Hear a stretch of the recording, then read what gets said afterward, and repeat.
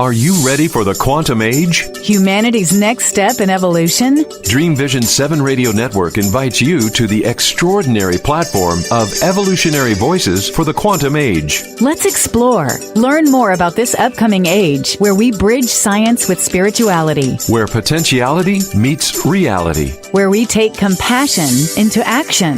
Our trailblazers and visionaries will ask the whys, the what-ifs, while igniting continuous possibility. Come along with us into an age beyond what we know today, where we can grow together in unity consciousness. Experience evolutionary voices for the quantum age, Monday through Friday at 8 a.m. and 8 p.m. Eastern on DreamVision7Radio.com.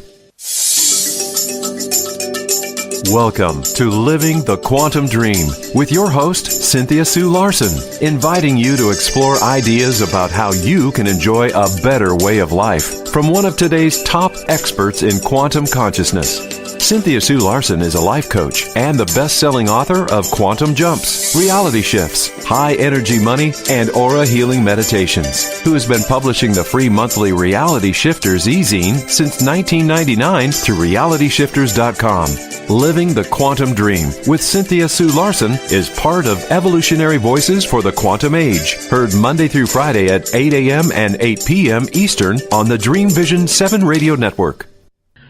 Hello, I'm Cynthia Sue Larson, and our guest today is Regina Meredith, best-selling author of the new book, Accidentally on Purpose, Tripping Through Life with Regina, and others. Regina is a pioneer in the world of conscious media and is one of the most respected TV hosts and bloggers in the world of esoteric studies, health discoveries, politics, and secret agendas. As the co-founder of Conscious Media Network, host of Open Minds on Gaia TV, and the founder of her own free streaming video network, Regina reaches millions with messages of hope, inspiration, and enlightenment. Welcome, Regina. Thank you, Cynthia. It's good to be here with you. This time we're the other way around. You're usually across the table from me at Gaia. Well, I'm just thrilled to have you on my show. When I got going again this year, I thought the first person I'd like to talk to, my first choice, top choice, is you, and you've got this new book. So. Oh, thank you. Thank you. That's quite an honor. I really appreciate it. So I believe in synchronicity.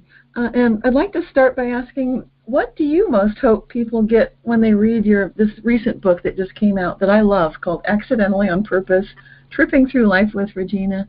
Is there something that you hope they take away when they read it? Yes, I think, I wrote it, I was just kind of intuitively guided to write the book, and I just let it flow. And so I have to say, I didn't really know what the kind of overarching point or theme would be until it was finished. And as I was reading through it before the editing process, I really understood why I had written it and what I hope people take away from it.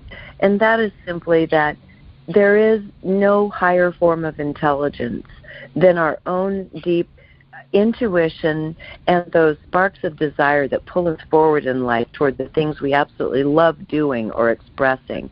And if we follow those threads, we're probably going to have a pretty fulfilling, at the very least, interesting life. So I'm hoping that's what people take away from it because, as you know from reading the book, that's how I've lived virtually my entire life. Yes, actually, that's what the thing I was going to get into next. Perfect segue, because my goodness, what a life you've led. I mean, I thought I knew you, but then I read this book, it's like, oh my goodness. Right from like day one, there you are, a little girl, and you're going through these amazing challenges, tremendous uncertainty, and then through the rest of your life, all sorts of job uncertainty, relationship uncertainty. And I think humans in general, we find uncertainty very stressful. So I would say this has been a lot of stress. And then, of course, due to the nature of your media career, most of us, we go through some kind of an ending of a career or something. It does not end up on the front page of the newspaper. Oh, my gosh, it's like getting kicked when you're down. So you are a survivor. You're incredible. I mean, so many people look up to you, myself included. Each and every time you find a strength to believe in yourself, to move onward and upward. I think what we all want to know is, what is your secret? Well, as you read in the very beginning of the book, there was a challenge that was really through no fault of anyone's, a challenge that occurred at the age of 2. And once that happened, where I was more or less left in a place that was like a children's receiving home, which is the place you go for adoption. Children go for adoption. It wasn't because I was going to be adopted out. It was just, it's on the book. It was a random circumstance surrounding my sister's birth, and my parents had left me there, and a series of events that occurred. I was left there for much longer than expected, and when my parents did come to get me, they weren't allowed to, and that precipitated the event that you saw in the very opening chapter of the book. Well, what happened as a result of that was I became essentially on a positive side that would serve me into the future. I became an independent being. On the downside of that, I became a being that didn't trust other people very easily at all, because there was a schism there where from 2, I really felt I could only rely on myself. And this, of course, created trauma and hardship for my mom and dad, of course. But at 2, you're not really there, rationalizing how this goes and what your place is and all of it. You're simply reacting to life, and then other people are reacting to you, and the lifelong dynamic becomes in motion. And so for me, that lifelong dynamic was, I'm my own person. I will do what I want for the reasons I want. And really, though, I wouldn't say I was particularly callous about what other people thought. I was just in a bubble, and I lived in my own world. So it allowed me to really follow that very thing I talked about in the beginning, follow those little sparks of desire. So there's one chapter in the book, for example, where I go into some detail about the role of Argentine tango in my life. Well, that started by the age of 4 or 5 when I was at a neighbor's house and saw a book on ballet sitting on their table. It was a large desktop book with all of the pictures and all of the positions and so forth. So I taught myself the basics of ballet I'm guessing I was probably about 5 years old, by asking my mom if I could borrow the book from the neighbor. So everything I did was more or less, everything was self-directed. I wasn't offered dance lessons.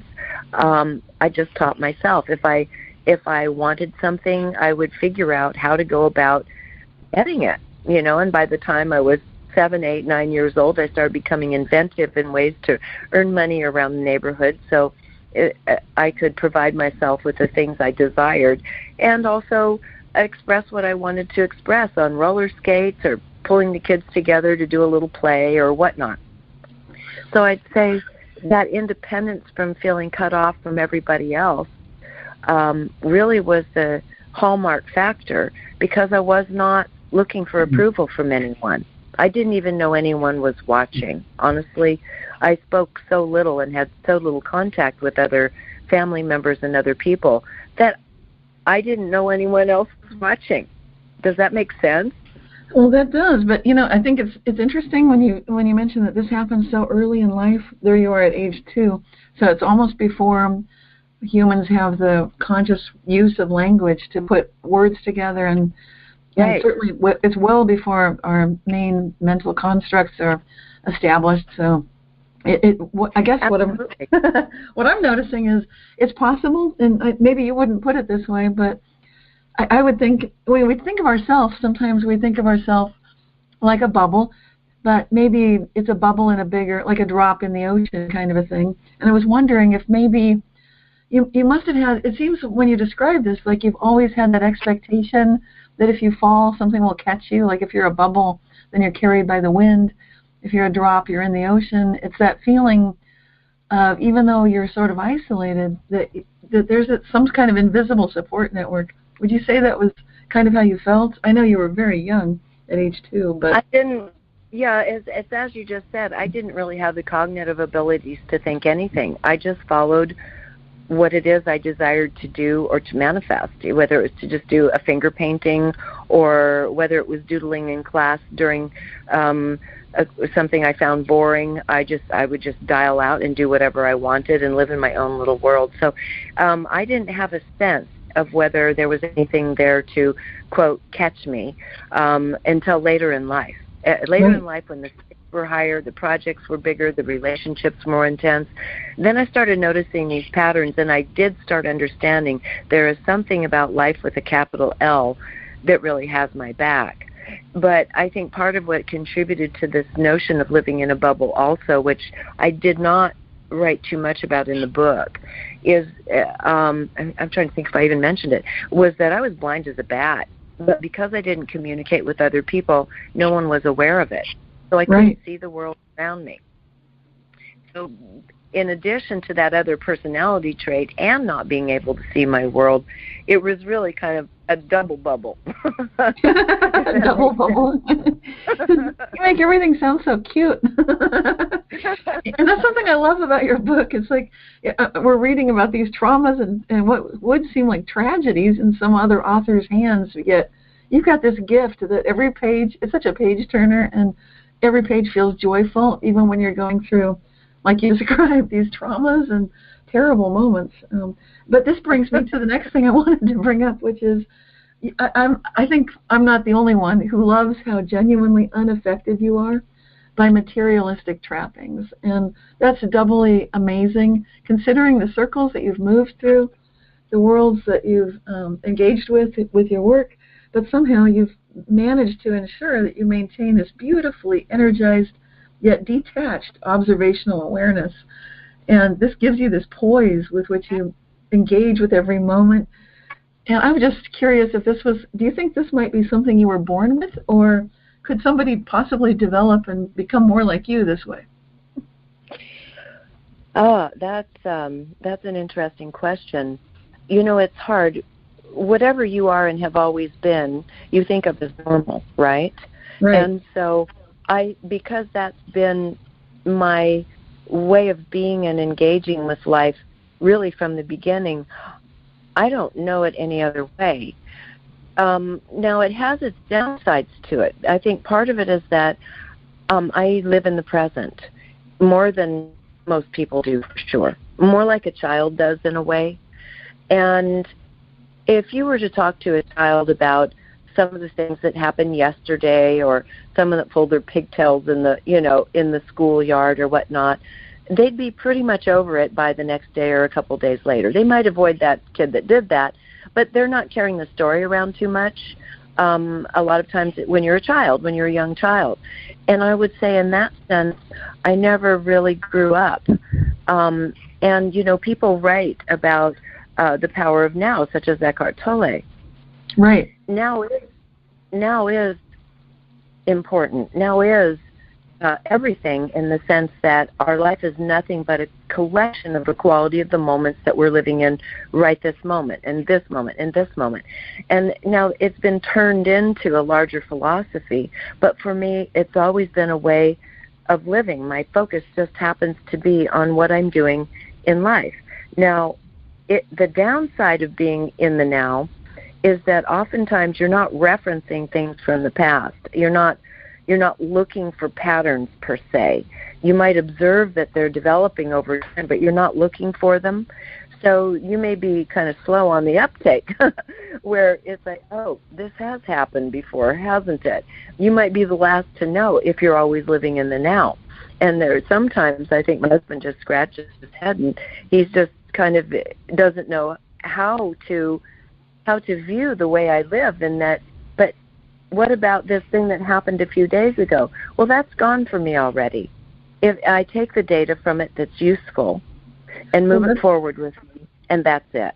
I love it. It's such a spiritual point of view, and it also fits with how I view a quantum kind of reality, where we often presume that things are a certain way because of our beliefs, and then what you call a downside could be actually an upside, because if you're coming in with an open mind and not prejudging, in fact, if you're coming in with a positive possibility, then you might not find the reality that everyone else is expecting, which might not be such a good one.